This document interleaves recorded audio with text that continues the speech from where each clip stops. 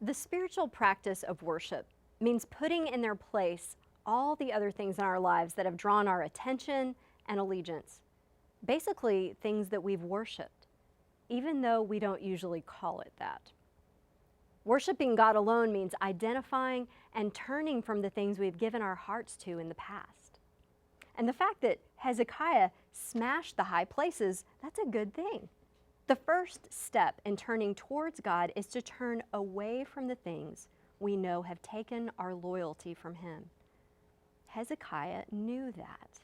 So he took away the high places where God's people had turned away from Him and been caught up in that delusion of idol worship. He claimed for God's people the spiritual practice of worshiping God alone. But keep reading in that same verse and you'll find this. It's almost like an afterthought. Oh, and one more thing. What else did he do?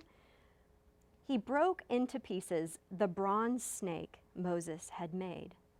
For up to that time, the Israelites had been burning incense to it. They called it Nehushtan. They saved it. They saved the bronze snake. They took it from the wilderness and they carried it with them for years.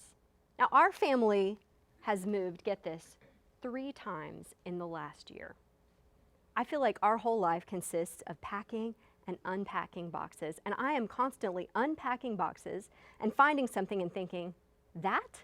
Why did we save that? The people of Israel packed around this bronze snake. They had been taking it with them for a long, long time. And for a while, at least, it must have reminded them of what God had done. They must have looked at it there with their other things and thought about how God had been good to them. And it must have caused them to worship Him. But at some point, they started worshiping the snake itself.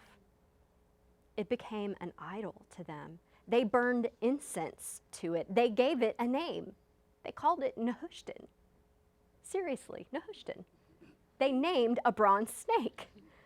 God had given them a gift.